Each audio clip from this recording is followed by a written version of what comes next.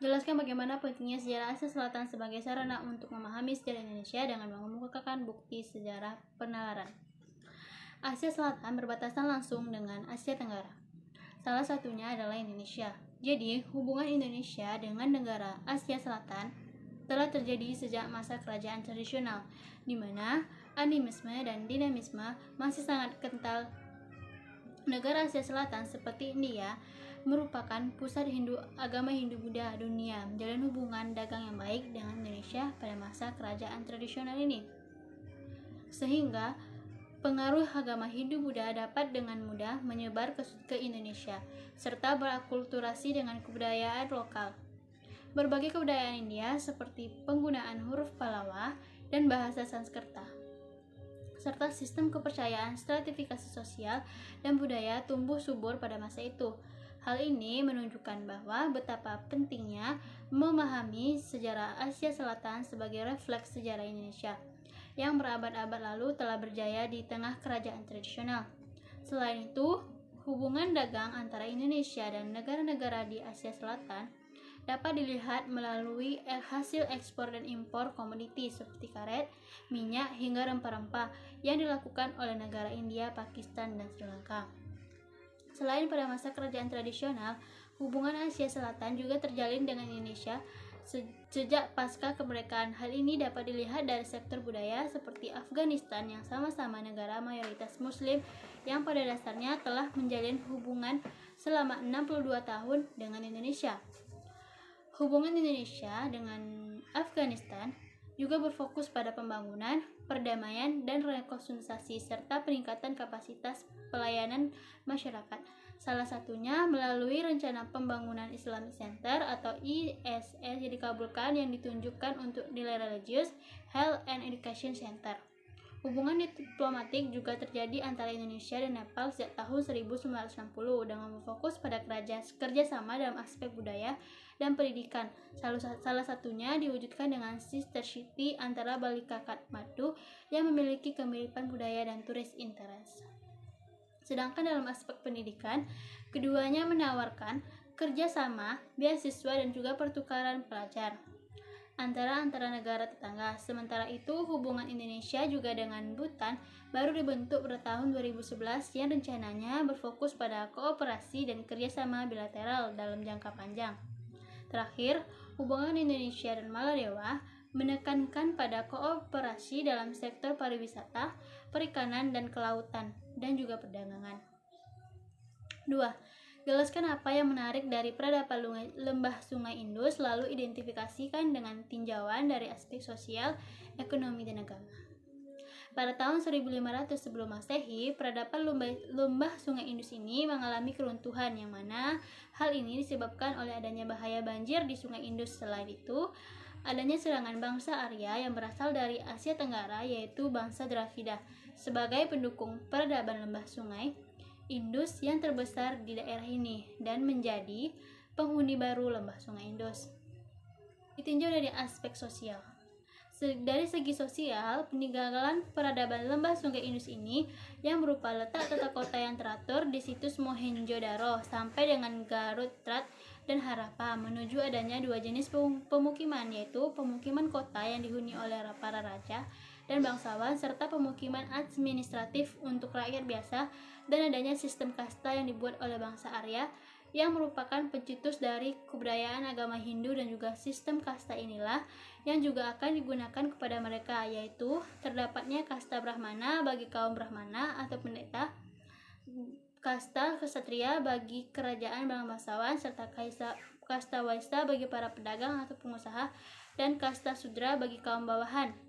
Dari segi ekonomi, masyarakat lembah Sungai Indus ini pada umumnya memiliki mata pencaharian sebagai seorang petani dengan hasil berupa gandum, kacang polong, wijen, dan kurma sebagai komoditas utama. Pertanian saat itu didukung oleh sistem irigasi yang maju yang meniru model pertanian yang berkembang di daerah Mesopotamia. Selain sebagai irigasi, masyarakat juga memanfaatkan Sungai Indus ini sebagai sumber kehidupan dan jalur transportasi masyarakat.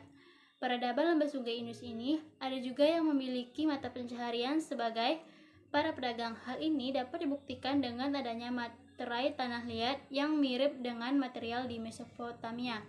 Dari segi agama, sistem kepercayaan bersifat politeisme yang mempercayai dewa, seperti adanya dewa bertanduk, dewa besar, dewa kesuburan, dan dewa kemakmuran, serta Dewi Ibu yang mempercayai binatang seperti buaya dan gajah, serta menyembah pohon seperti pipal atau beringin.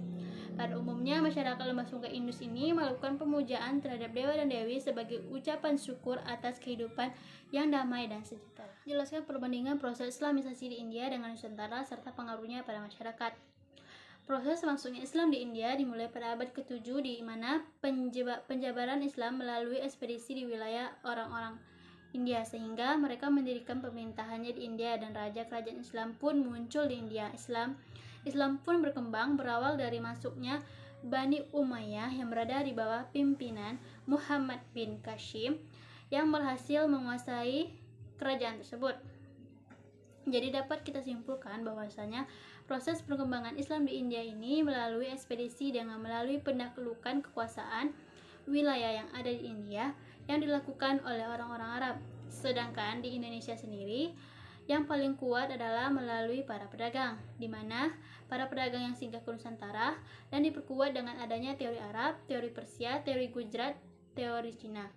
Untuk proses Islamisasi, penyebaran agama Islam di Indonesia sendiri dilakukan dengan berbagai jalur, baik jalur perdagangan, perkawinan, pendidikan, tasawuf, politik, serta melalui kesenian dan juga kebudayaan.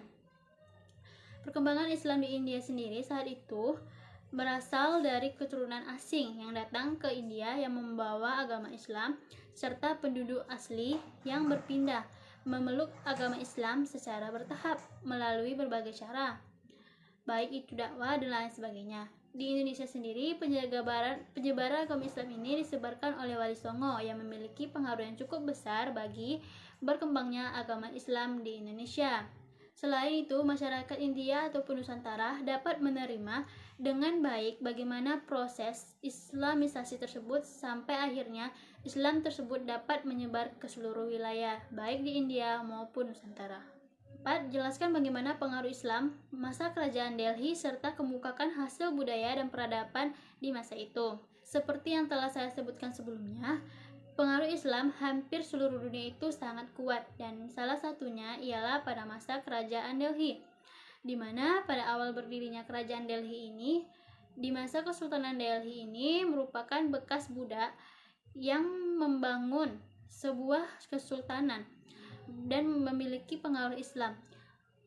Merupakan budak yang membangun kesultanan tersebut, artinya tidak adanya sistem perkastaan di India pada masa Islam tersebut. Dan para penguasa muslim mulai menjadikan orang-orang Turki, yaitu nomaden yang tidak beragama Islam, sebagai budak militer yang disebut mamluk.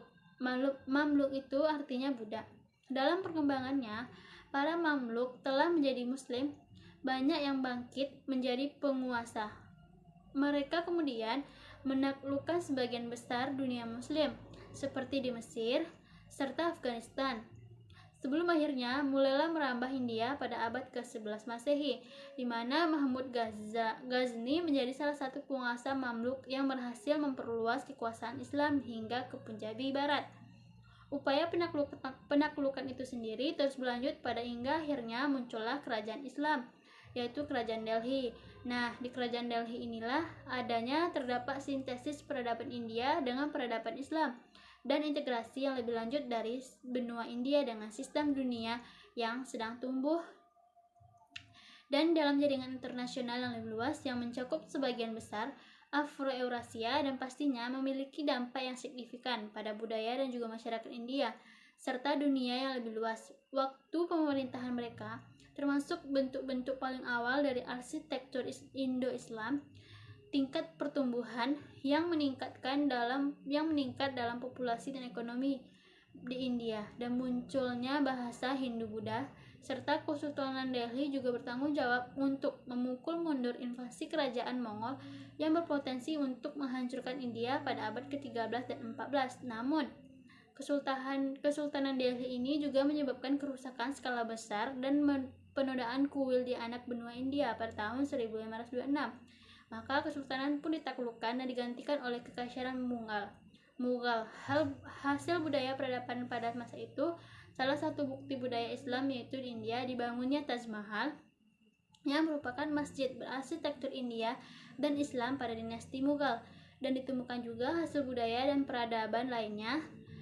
Mayoritas masyarakat di India yang dikenal sebagai penganut agama Hindu, namun pada abad ke-12 silam, agama Islam sempat berkembang, di mana pada saat itu pasca kesultanan di bawah sultan pertama, yaitu dari kemenangan Islam di India itu pun ditandai dengan dibangunnya beberapa bangunan seperti bangunan dari material, candi-candi Hindu, Kutub Minar yang merupakan menara setinggi 72,5 meter yang berlapisan batu merah dan marmer. Selain itu, ada juga berupa benteng Tughluqul Abad, Masjid Ad-Daibuddin Khajuraho, dan makam para sultan.